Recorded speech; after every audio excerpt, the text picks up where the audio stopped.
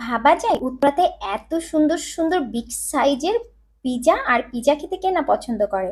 আমার বাচ্চাকে নিয়ে সময় পেলেই চলে যায় পিজা খাতে। আর এখানকার পিজাগুলো এত মজা, মাত্র এত বড় বড় পিজা 350 টাকা। প্রত্যেকটা খাবার এত মজার, এখানে আসলে কিন্তু সন্ধ্যার পরে অবশ্যই আপনার সিরিয়াল ধরে খেতে হবে। অনেক দূর থেকে লোকও চলে আসে এখানে, আর পাশে কিন্তু ঘোরার অনেক সুন্দর একটা পার্ক আছে।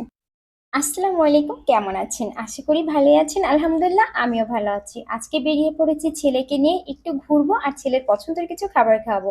আর আমার ছেলে তো ফাস্টফুড জানেন অনেক পছন্দ, আর সে ফাস্টফুডের খাবারগুলো খুবই পছন্দ করে। তো যাই হোক, আজকে এমন একটা জায়গা যাচ্ছি যেখানে আসলে আমার দাঁড়িয়ে থাকতে হবে পিজা খাওয়ার জন্য। অনেক সময়ের জন্য একটু আগে বেরিয়ে পড়েছি। তো আমি ফার্স্টে উত্তরা 12 নম্বর সেক্টরে গিয়েছিলাম, আর সেখানে একটা ছোট পার্ক আছে, সেখানে ঢুকবো। সেখানে কিছু একটু ছবি উঠাবো, সাথে একটা বান্ধবী আছে, তো তাকে কিছু ছবি উঠাই দিচ্ছিলাম। এবং আমিও কিন্তু, সেও আমাকে ছবি উঠাই দিচ্ছিল। আর দুজনে একসঙ্গে গেলে তো অনেক ভালো লাগে, কি ঠিক না বলে? আর দুটো বাচ্চা, আমার বান্ধবী বাচ্চা আমার বাচ্চা, দুজনে খেলতেছিল। সত্যি এত ভালো লাগতেছিল যে ওদেরাও অনেক এনজয় করতেছিল। আর আমার ছেলে কি বলবো, সে তো মানে পিজা খাওয়ার জন্য খুব এক্সাইটেড। তো যাই হোক, আমি এখানে ঘুরতেছিলাম, অনেক সুন্দর একটা জায়গা। আর যাই হোক, আমি হেঁটে আসতেছিলাম, আমার বান্ধবী তো সে সেলফি পাগল, যেখানে দাঁড়াচ্ছিল সেখান থেকে সেলফি উঠাচ্ছিল। আর আমিও ঘুরে ঘুরে দেখতেছিলাম। তো যাই হোক, মাঠটা কিন্তু অনেক বড়, আর শহরের মতো জায়গায় এই পার্কটাই অনেক ভালো লাগতেছিল। কারণ এখানে আসলে এতটুকু জায়গার ভিতরে দেখেন, কেউ একটু বসে আছে, কেউ খেলতেছে, এই তো আর কি। আর সব থেকে ভালো লাগতেছিল যে এখানে ছোট ছোট বাচ্চাগুলো এসে বসে থাকতেছিল। আসলে একা তো বাসার ভিতরে আসলে সবসময় বাচ্চারা থাকতে চায় না।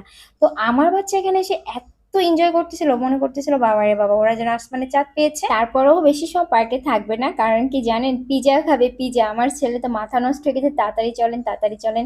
তো যাই হোক, আমরা একটা মিডিয়াম সাইজের একটা পিজা অর্ডার দিলাম। হ্যাঁ, তো ভাবতেছি কেমন হবে না হবে। আর সবাই এখানে আসে। হ্যাঁ, উত্তরাতে এই পিজার দোকানটা মানে কি বলবো, রোড সাইডের হলো এত মজার যে না খেলে বুঝতে পারবেন না। আর এখানে এত ভিড় হয় যে মানুষের সিরিয়াল দিয়ে দাঁড়ায় থাকা লাগে এই পিজাটা খাওয়ার জন্য।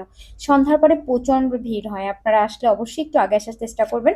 সন্ধ্যার পরে কিন্তু সিরিয়াল ধরে বসে থাকা লাগে। আসলে ঢাকা শহরে সন্ধ্যা যতই হয়, ঢাকা যেন তত সুন্দর করে সাজে। আমার কাছে মনে হয় নীল লাল বাতি জ্বলে, আর তখন মনে হয় কি ঢাকা সাজতেছে। হ্যাঁ, বিউটি পার্লার শুরু হয় ঢাকার রাত্রেবেলা।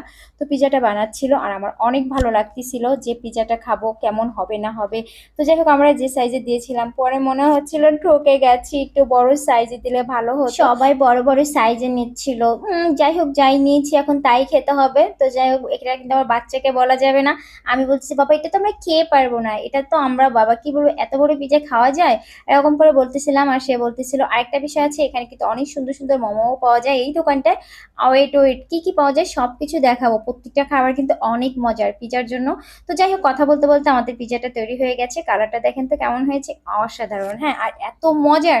আর এখানে এসে আপনি কি বলবো, পার্সেলের জন্য সিরিয়াল ধরে দাঁড়ায় থাকে, কেউ খায় কেউ নিয়ে যায়। তাহলে বোঝেন, একটা রোড সাইডে যদি এত মজার পিজা পাওয়া যায়, তাহলে মানুষ আসবে না? কত জায়গা থেকে লোক এখানে আসে। তো আমাদের আবার বাইরে বসতে দিয়েছে, আর সেখানে আমরা মানে পিজার জন্য ওয়েট করতেছিল। আর এখানে কিন্তু এরা লাচ্ছি খাচ্ছে, লাচ্ছিটা এত মজার ছিল। হ্যাঁ, তো গরমের সময় তো আসলে লাচ্ছি খেতে কেনা পছন্দ করে, তো এরা খাচ্ছিল আর আমি পাশে বসেছিলাম। এখন এসে কিন্তু আমারটা আমি নিয়েছি। মনে হচ্ছিল কি যে শান্তি। তো যাই হোক, এটা খেতে খেতে চলে এসেছি আমাদের পিজা। আর দেখেছেন পিজাটা কত সুন্দর, আর এত সুন্দর পিজা কি আর বলবো। তো খাইলেই বুঝতে পারবেন এখানকার পিজা কেমন। যদি কারো সুযোগ হয় একবার এসে খেয়ে যাবেন। তো যাই হোক, এত মজা লাগতেছিল। আর আমি তো ছেলেকে বলতে পারতেছি না যে আমি ঠকে গিয়েছি, যে আমরা একটু বড়টা নিলে মনে হয় ভালো হতো। তো ছেলে বলতেছে মামুনি, এটা কি একটু ছোট হয়ে গিয়েছে? আমি বলছি আরে না, এটা তো অনেক বড়, কি বলো বাবা, আমরা খেতে পারবো। আসলে কিন্তু আরেকটু খেতে পারতাম গাইস, আপনাদেরকে বলতেছি। আমার মতো ভুল কিন্তু একদমই করবেন না। আপনারা কিন্তু ঠিকই একটা বড় পিজার অর্ডার দিবেন। দেখছেন পিজার দোকানটার নাম জোস পিজা। হ্যাঁ, তো এখানে আসলেই বুঝতে পারবেন। আর লোকেশনটা এখনো বলে দিই, সেটা হচ্ছে 12 নম্বর সেক্টর, উত্তরাতে। হ্যাঁ, তো এখানে আসলেই দেখতে পারবেন যে মাঠ আছে 12 নম্বর সেক্টর, মাঠের পাশেই কিন্তু দোকানটা। তো এখানে যারা আসবেন অবশ্যই জোস মানে পিজার দোকানটা আসবেন, এসে এই দোকান থেকেই খাবেন। এখানে কিন্তু আরো দোকান আছে। আর দেখেন, একটা খোলা জায়গা ঠিক এরকম সুন্দর করে মানে মানুষের বসে রোড সাইডে, তো অনেক সুন্দর জায়গা। হ্যাঁ, তো একদম রোড সাইডে কিন্তু বসার জায়গা আছে সুন্দর। এক একজনে খাচ্ছিল, যে ভালো লাগতেছিল। আমরা একটু সময় নিয়ে গিয়েছিলাম, কারণ আমি জানি যে এখানে সন্ধ্যার পরে প্রচুর ভিড় হয়। তারপরে আমরা একটা দই ফুচকার অর্ডার দিলাম। ও, দই ফুচকাটা যে এত মজার ছিল, বললাম না আপনাদের, প্রত্যেকটা খাবার কিন্তু অনেক মজার এখানে। এখানে। হ্যাঁ, তো এখানে আসলে অবশ্যই আমি যদি বলি তাহলে অবশ্যই আপনারা পিজা আর মানে দই ফুচকাটা অবশ্যই খাবেন। এই দুটো খাবার যদি না খান তাহলে আপনারা মিস করবেন, কারণ এখানে আসলেই বুঝতে পারবেন এই দুটো খাবার কতটা মজার। তো আজকে এই পর্যন্তই, আমার জন্য দোয়া করবেন। আসসালামু আলাইকুম, আল্লাহ হাফেজ।